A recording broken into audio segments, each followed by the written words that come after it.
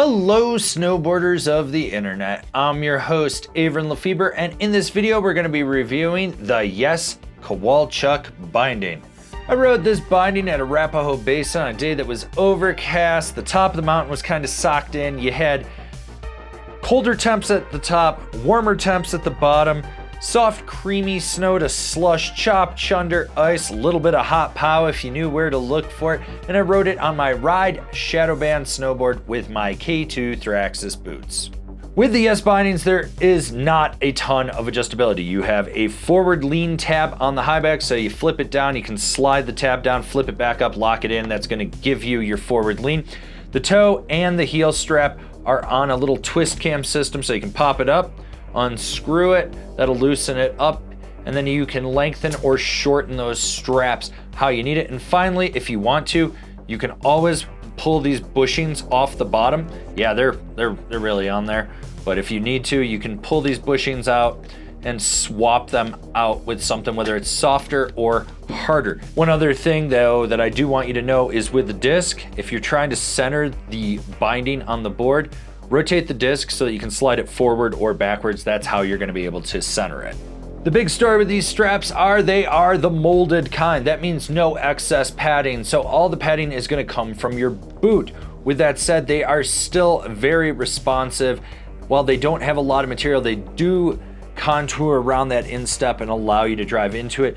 Any lateral play you get from it is from the hinges on the toe and the heel, so those do provide a little bit of give. The toe strap has a good mold to it, and it really contours around any boot shape. You notice that right away. It will fit better on more of a pointy-toed boot than something that's more blocky, but this actually worked really well. It held me down. I felt locked in. There is good response from these straps, so when you drive into them, you can feel that power. It gives you what you need so that you can control your board a little bit better.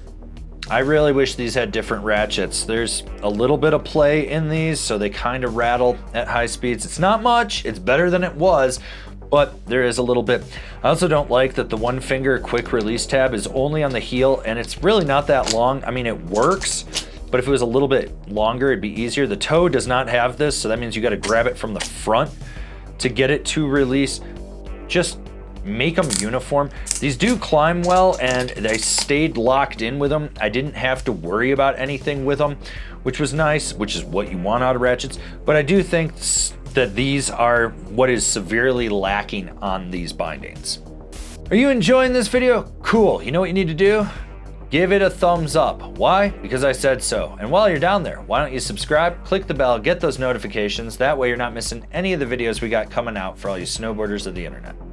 These are a little bit wider and a little flatter, so you don't have to worry about them contouring or catching when you're trying to tweak. If you're flexing out over the binding, or you're in the air and you kind of just twist it a little bit. They aren't the stiffest high back out there, but there is good response down the middle, right where the forward lean is. So when you drive back into it, you feel it. There's ample padding along the top as well. The forward lean adjustment works exactly how you'd want. Flip it up, slide it down, flick it back up, boom. Now you got forward lean, you can adjust that on the fly. Overall, it's about a middle of the road flex to it. You don't have as much lateral play as other bindings in this category just due to how the chassis sits on that skate tech. But what you give up in lateral play, you get more drive into the toe and the heel, so that really does change the response.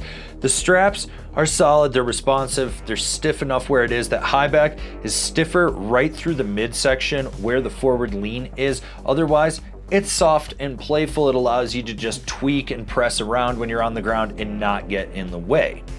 The footbed on this is damp. It does a good job of just dissipating all that kinetic energy, any of those vibrations that are coming up underfoot.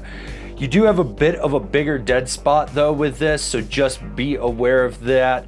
You can feel a little bit of chatter on the outside of the binding, so if your nose or your tail are flapping, it'll resonate back. You're gonna feel it on the outside of your foot, not so much right underfoot, just on the outside.